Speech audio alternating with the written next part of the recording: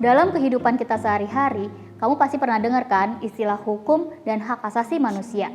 Dan keduanya bukan hanya sekedar kata yang berkonsep abstrak. Hukum adalah aturan yang dibuat untuk memberikan kejelasan, keadilan, dan kepastian bagi masyarakat. Sedangkan hak asasi manusia merupakan hak dasar yang dimiliki oleh setiap manusia bahkan sejak ia lahir. Dan jika hukum maupun hak asasi manusia berjalan beriringan, negara akan memastikan tidak ada kekuasaan yang disalahgunakan dan setiap masyarakat dapat perlindungan yang layak.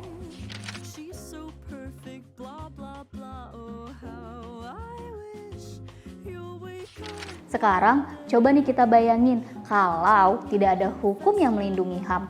Hak orang akan dilanggar, orang-orang akan diperlakukan semena-mena, bahkan gak ada tempat buat mengadu. Makanya, negara membuat payung hukum yang jelas, mulai dari UUD 1945 sampai dengan undang-undang mengenai HAM. Tujuannya cuma satu, bahwa negara wajib untuk melindungi, menghormati, dan memenuhi hak setiap orang. Kalau diibaratkan nih ya, HAM itu adalah rumah, sedangkan hukum adalah pagarnya. Rumahnya harus dijaga, dan pagarnya juga harus kuat. Karena kalau pagarnya nggak kuat, hukumnya nggak kuat, hak-hak orang bisa dilanggar, dan sulit untuk mendapatkan keadilan.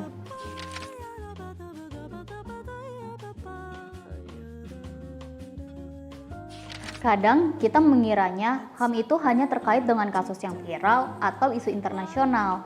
Padahal realitas kehidupan kita yang sehari-hari itu juga banyak yang HAM-nya loh. Kayak contohnya nih, anak kita berangkat sekolah dengan aman, itu HAM.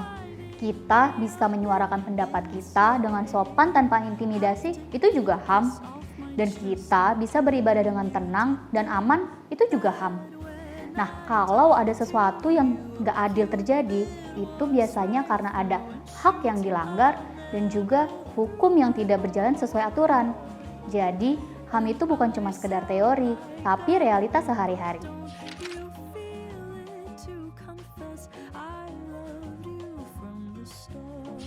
Jadi, melindungi hukum dan hak asasi manusia bukan hanya sekedar tanggung jawab pemerintah ataupun aparat penegak hukum, tapi kita sebagai masyarakat juga memiliki peranan yang sangat besar.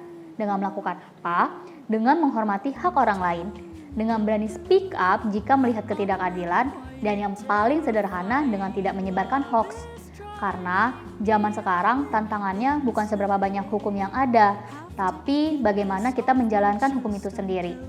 Kalau setiap orang menyadari hak dan kewajibannya, hukum dapat berjalan, HAM terlindungi, dan hidup kita jadi nyaman.